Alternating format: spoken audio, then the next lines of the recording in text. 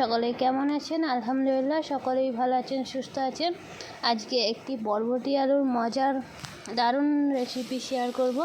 আশা করছি ভিডিওটা না কেটে পুরোটাই দেখার চেষ্টা করবেন। এখানে বরবটিটাকে ছোট ছোট করে কেটে নিয়েছি। কেটে আমি ভাজার জন্য কড়াইয়ে তেল দিয়ে দিয়েছি। তেলটাও ভালো করে গরম হয়ে গেছে। এরপরে এর মধ্যে বরবটিটা দিয়ে দিচ্ছি। এতে দিয়ে দিয়েছি অল্প করে হলুদ গুঁড়ো আর দিয়ে দিলাম অল্প করে লবণ। দিয়ে বরবটিটাকে ভালো করে নেড়ে চেড়ে নিয়ে ভাজা করে নেব। এদিকে বরবটি ভাজা হয়ে গেছে। এরপরে রান্নার জন্য কড়াইয়ে আমি তেল দিয়ে দিয়েছি। তেলের মধ্যে দিয়ে দিলাম একটা বড় সাইজের পেঁয়াজ কুচি আর দিয়ে দিচ্ছি দুটো কাঁচা লঙ্কা। দিয়ে ভালো করে নেড়ে চেড়ে নিয়ে পেঁয়াজটা যখন হালকা বাদামি কালার হয়ে এসছে তখন যে ছোট ছোট আলুটা কেটে রেখেছিলাম সেই আলুটা এর মধ্যে দিয়ে কিছুক্ষণ 4 থেকে 5 মিনিটের মতো নেড়ে চেড়ে নেব, যতক্ষণ না আলুর একটা হালকা কালার আসছে।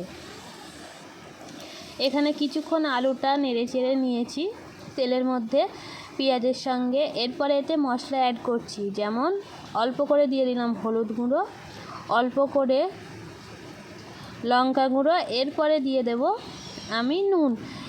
এই মশলাগুলো আমি আমার সবজি ও আলুর পরিমাণ অনুযায়ী অ্যাড করছেন। আপনারা চাইলে বেশিও দিতে পারেন আর কমও দিতে পারেন। এরপরে একে কিছুক্ষণ ধরে মশলাটা দিয়ে কিছুক্ষণ ধরে নেড়ে চেড়ে নিয়ে নিলাম। এবারে এতে অল্প করে পানি দিয়ে ভালো করে নাড়াচাড়া করে নেব।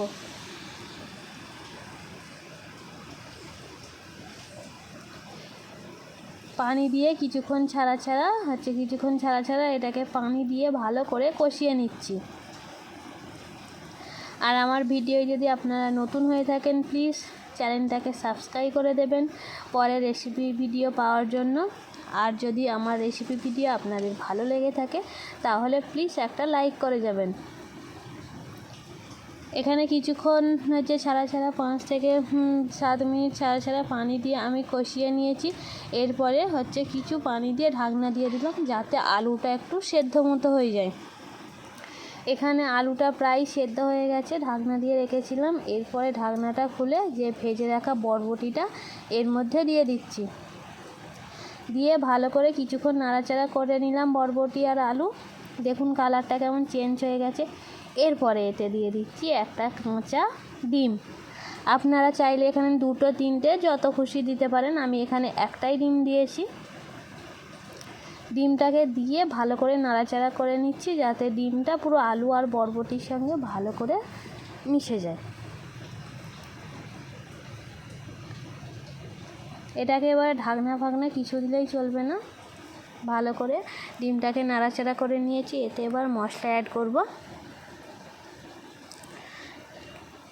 যেমন আমি এটা দিয়ে দিয়েছি জিরা গুঁড়ো। এরপরে দেবো এটা সবজি মশলা। বাজারে একটা আলাদা সবজি মশলা পাওয়া যায় সবজি রান্নার জন্য, সেই সবজি মশলা দিয়ে দিয়েছি। এরপরে দিয়ে দিচ্ছি ধনিয়া গুঁড়ো। দিয়ে ভালো করে নেড়ে চেড়ে নিচ্ছি। এটা 2 থেকে 4 মিনিট নেড়ে চেড়ে নিতে হবে। আর আমার এই রেসিপি ভিডিওটা কেমন লাগলে প্লিজ কমেন্ট বক্সে জানাবেন। আর এইভাবে ট্রাই করে খেয়ে দেখবেন, সবাই খুবই পছন্দ করবে। যারা একদম সবজি খেতে চায় না এইভাবে রান্না করে দেখবেন, তারাও পছন্দ করে খাবে। এরপরে এতে 2-4 মিনিট নাড়াচাড়া করে নিয়েছি, নামিয়ে নেব। দেখুন কত সুন্দর হয়েছে, দেখতেও খুবই ভালো লাগছে। আজকের ভিডিও এই পর্যন্ত, দেখা হবে পরের ভিডিওয়। আল্লাহ হাফেজ, সকলেই ভালো থাকবেন, সুস্থ থাকবেন।